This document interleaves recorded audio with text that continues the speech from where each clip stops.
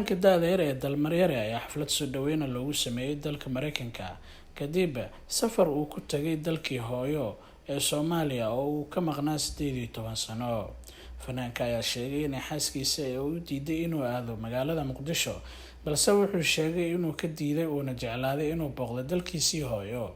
alfanaan dalmaryare ayaana sheegay inuu ku farxay booqashadii uu ku tagay dalkii hooyo uuna ku soo arkay horumaro fara badan oo dalka ka jira, isagoona bulshada kale Soomaaliyeed ee ku dhaqan dalka Mareykanka ugu baaqay inay iyagana markooda ay tagaan dalkii hooyo oo ay soo arkaan.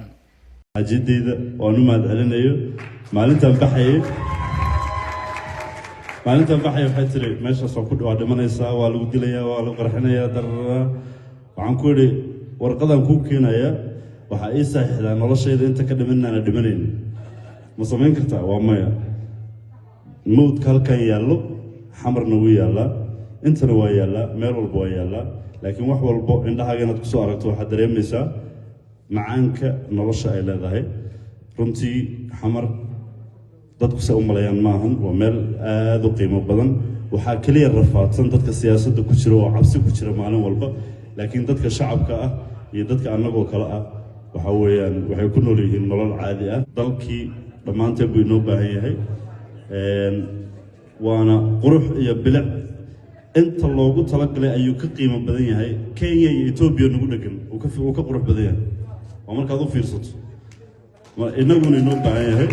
marka intaa caloosha iska xirtaan intiina baasaboorada leh at least one week soo jooga. aniga waxaa idinaan joogo 8 maalmood anoo 2 bilood sii maraya sarki, mana ogeen waqtigu mar dhaafay. marka aad baan idin salaamayaa. Soomaaliya ha noolaato, dhammaantiinna farxad baan idin rajeynayaa. sidaa ay jeceshiin baan ana idin jeclahay. inta ka dhiman xafladana oo bashaalayna waa mahadsantihiin.